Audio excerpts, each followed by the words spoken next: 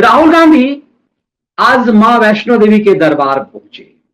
पूरी यात्रा पैदल की, जो 14 किलोमीटर की जो पैदल यात्रा है, और कई जगह सेल्फी खिंचवाई। हर जगह पर एक इवेंट मैनेजमेंट का कार्यक्रम था जिसमें कांग्रेस के कार्यकर्ताओं को उनसे मिलना था। कहां कुछ कैसे पत्रकारों के लिए बाइट उपलब्ध करानी है, कैसे सब कुछ चलना है। और माता के दरबार में राहुल गांधी पहुंचे, शाम में आरती में भी शामिल हुए और शुक्रवार को उनका राजनीतिक कार्यक्रम जम्मू में है। धारा 370 खत्म होने के बाद ये नए तरीके के कांग्रेस की राजनीति जम्मू कश्मीर को लेकर के है। ये बदलाव है जब हम और आप बारी बारी से कहते हैं कि बदला क्या है, 300 से ज्यादा सीट दिया, बदला क्या है। 370 खत्म हुआ जम्मू कश्मीर में तो कांग्रेस एकदम से घायल हो गई कि इस पर बयान क्या दिया जाए। भागे भागे रणदीप सुरजेवाला, राहुल गांधी के चेला नंबर 1 ने बयान जारी किया और उसके बाद कांग्रेस ने वो स्टैंड ले लिया जिससे आम कांग्रेसी, जो कांग्रेस समर्थक हैं, वो बेचैन हो गए। दरअसल कांग्रेस पार्टी के कद्दावर नेता गुलाम और आजाद दोनों हैं, वो गुलाम नबी आजाद पूरी तरह से बौखला गए और राहुल गांधी को और पूरी कांग्रेस को वो अपनी राह पर ले गए। कांग्रेस ने जमकर 370 का विरोध किया, लेकिन खुलकर गोल गोल बातें करनी शुरू की। पूरा मंच दे दिया रणदीप सुरजेवाला ने गुलाम नबी आजाद को। और उस दौर में मुझे याद है कि मैं चूंकि कांग्रेस की रिपोर्टिंग करता था, गुलाम नबी आजाद के घर पे अक्सर जाना होता था मीडिया बाइट के लिए। बहुत नजदीक से गुलाम नबी आजाद के पारिवारिक पृष्ठभूमि को देख पाया। कई बार मैंने चर्चा भी किया कि उनकी बिटिया जो है वो एकदम अंग्रेजी दां है, एकदम से उनकी प्रोनाउंसिएशन जो अंग्रेजी की है वो एकदम ब्रिटिश इंग्लिश बोलती हैं, लेकिन धार्मिक रूप से आप देखेंगे एकदम कट्टर इस्लामिक चरित्र है। गुस्सा क्रोध मोदी पर जो बीच बीच में वो पत्रकारों के बीच आ जाती थी तो दिखता था कि 370 हटने की जितनी बेचैनी उनके पापा को है उससे कई गुना ज्यादा बेचैनी कैसे गुलाम नबी आजाद की बिटिया को है। आप समझेंगे कि राहुल गांधी पर चर्चा होते हुए गुलाम नबी आजाद पर क्यों गए। दरअसल इसलिए कि गुलाम नबी आजाद ने उसको लीड कर लिया और कांग्रेस ने 370 का विरोध करना शुरू किया। कांग्रेस को यह लगता था कि 370 हटाने के कारण घाटी में इतना उन्माद होगा, इतनी हत्याएं होंगी, आम कश्मीरी इतने मारे जाएंगे, इसका फायदा हम उठाएंगे और खून की रैली खेलेंगे। लेकिन अमित शाह और अजित डोभाल के दांव में जो पूरी तैयारी थी, आज जितनी आसानी से आज वैष्णो देवी वो गए हैं और पूरी तरह से वो पैदल यात्रा कर पाए, किसी पॉलिटिशियन के लिए इतना आसान भी नहीं था। राहुल गांधी आज 370 का पूरा मौज लिए, 370 हटाए जाने का पूरा मौज आज राहुल गांधी ने लिया। लेकिन इसी राहुल गांधी की कांग्रेस ने 370 हटाए जाने का पुरजोर विरोध किया था।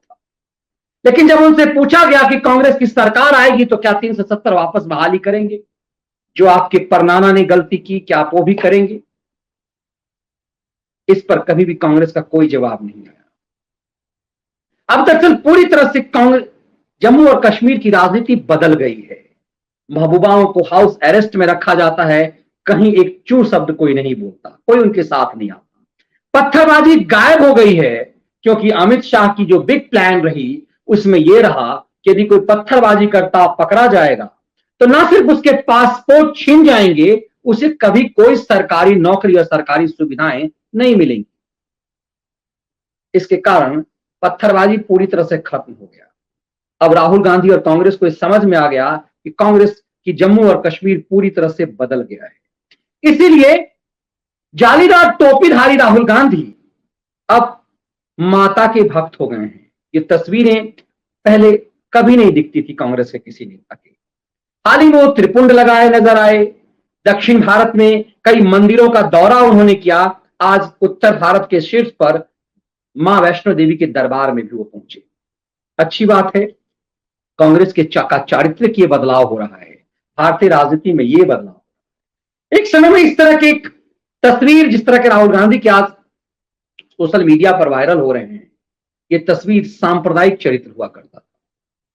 यदि आपने चंदन टीका लगा लिया, चंदन तो कोई लगाए हुए दिखता नहीं था, त्रिपुंड लगाए हुए, तो मुझे लगता है भारतीय राजनीति में नरेंद्र मोदी से पहले किसी भी नेता को इस तरह का त्रिपुंड एमजीआर लगाते थे, एमजी रामचंद्रन लगाया करते थे। उत्तर भारत का कोई नेता ऐसा लगा ले तो सांप्रदायिक हो जाता था। पूरा चरित्र ऐसा बना दिया गया था कि यदि आप अपने आप को हिंदू कहते हैं तो आप सांप्रदायिक।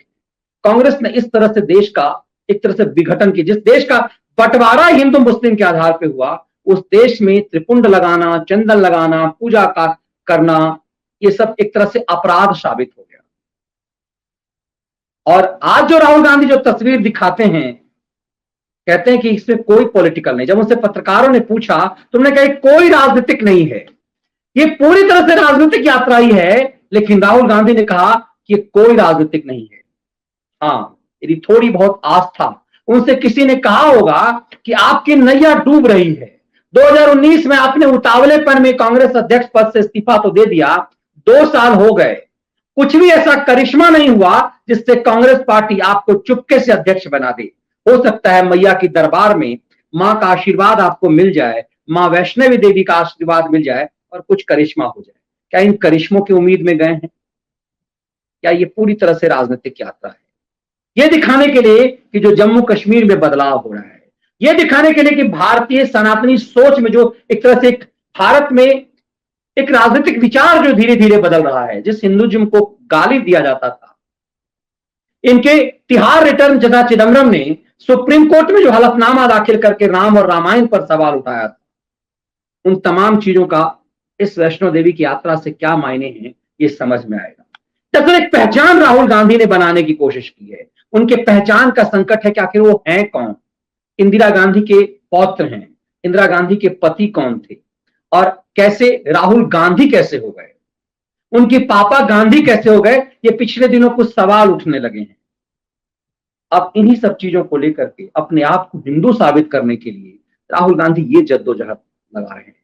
जिनकी मम्मी पूरी तरह से, अपने आप को कहा जाता है कि उनके 10 जनपद में चर्च है, इस तरह की बातें कही जाती है कि लोग आरोप लगाते हैं कि दरअसल सुब्रमण्यम स्वामी ने तो खुल करके कहा कि राहुल गांधी का असली नाम एक क्रिश्चियन नाम है, उनकी बहन का नाम एक क्रिश्चियन नाम है, उन्होंने शादी उसी ढंग से रॉबर्ट वाड्रा से की है। और पूरी तरह से सुब्रमण्यम स्वामी हमेशा ही सवाल उठाते रहे कि उनके घर में बाकायदा चर्च है और वो क्रिश्चियन धार्मिक पद्धति को अपनाते हैं। तो ये क्या सिर्फ ये कोई आस्था है या फिर राजनीतिक ढोंग है जिसके लिए राहुल गांधी ने ये बात कही है? लेकिन राजनीति में ये सवाल है और पूरे सोशल मीडिया पर राहुल गांधी ट्रेंड कर रहे हैं कि राहुल में ये बदलाव के क्या मायने हैं, इस बदलाव से किस राजनीति की तरफ कांग्रेस जा रही है। जो कांग्रेस धीरे धीरे बदलते दौर में सेकुलरिज्म के नशे में हिंदू विरोधी हो गई और पूरा चरित्र ऐसा हुआ कि सुप्रीम कोर्ट में हलफनामा तक दाखिल किया गया। इतना हुआ कि कांग्रेस पार्टी का एक कद्दावर वकील राम जन्मभूमि बाबरी मस्जिद एक्शन कमेटी का लॉयर हो गया और कांग्रेस ने इसे कभी गंभीरता से नहीं लिया कि कपिल सिब्बल इस देश के कानून मंत्री रहे, सोनिया गांधी के सिपाही सालार रहे, सुप्रीम कोर्ट में कांग्रेस पार्टी के वकील रहे, देश के कानून मंत्री रहे, और वो व्यक्ति यदि बाबरी मस्जिद एक्शन कमेटी का वकील बन जाता है, इसका मतलब साफ है कि वो रामद्रोही है। तो कांग्रेस ने रामद्रोही का जो चरित्र अपनाया, उस दाग से अब कांग्रेस कैसे अपने आप को मुक्त कर रही है? क्या ये मुक्ति इतनी आसान है? मां का आशीर्वाद सिर्फ दिखावा है, ढोंग है, या कहीं इसमें आस्था भी है? तो आगे आगे देखिए होता है क्या।